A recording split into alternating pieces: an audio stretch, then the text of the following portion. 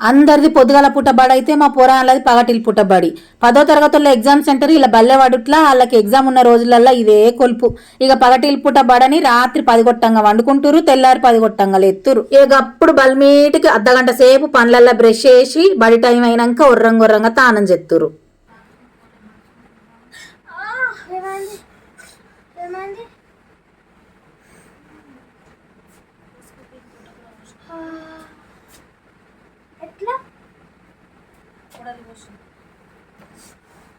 మొన్న తోటకూర కొయ్యంగా కొడలి కోసింది, అందుకే ఆ రియాక్షన్.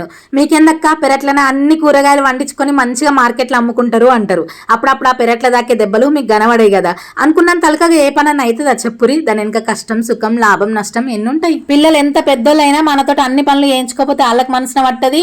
పెద్దోళ్ళే కదా వాళ్ళ పని వాళ్ళే చేసుకుంటారు అని మనకు కూడా ఇడిచిపెట్ట బుద్ధి కాదు. ఎంత పెద్దోళ్ళైనా చిన్నోళ్ళైనా బడికోయే ముందు ఆగమాగం జగన్నాథమే.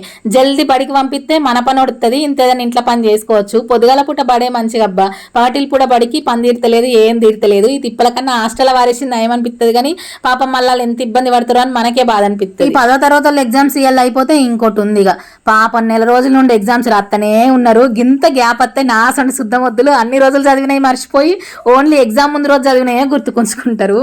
నాకు తెలిసి గిన్ని సంవత్సరాలల్లా 10th క్లాస్ ఎగ్జామ్స్ గిన్ని రోజులు జరుగుడైతే ఇదే ఫస్ట్ టైం కావచ్చు. పూల పేర్లు తెలుసా? ఆగం కాకుర్రి, నేనే చెప్తా. 100 వరహాల పువ్వులు. నా బిడ్డ ఈ పూల తేనె కోసం వాళ్ళ తాతతోటి పోయి తెచ్చుకుంది. ఎర్రటెండల నా పిల్లలు స్కూల్ బస్ దగ్గరికి పోతురు.